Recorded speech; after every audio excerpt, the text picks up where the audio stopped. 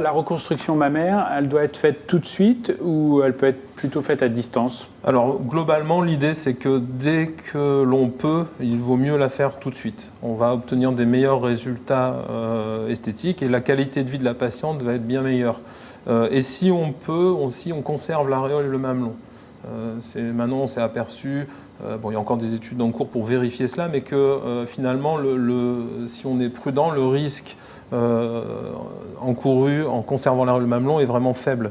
Donc on essaye toujours de le conserver, on ne fait pas mieux en chirurgie que la nature. Hein. Le plus beau mamelon, la plus belle aréole pour la patiente, c'est la sienne en fait, hein. C'est pas celle qu'on reconstruit. Et donc c'est toujours mieux tout de suite.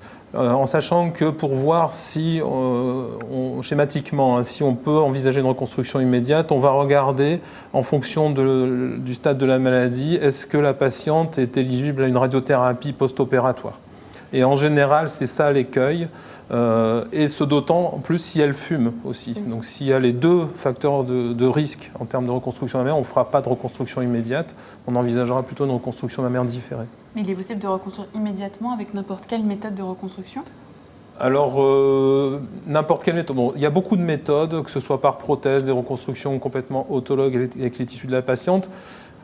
Toutes les patientes ne peuvent pas avoir toutes les méthodes parce qu'il faut aussi qu'il y ait certains critères morphologiques chez la patiente pour éventuellement en bénéficier. Et toutes les patientes ne veulent pas tout type de méthode. Il faut aussi, c'est un dialogue, hein, et au final, on se met d'accord sur un type de reconstruction qui va aller sur un plan morphologique à la patiente et sur l'acceptation aussi.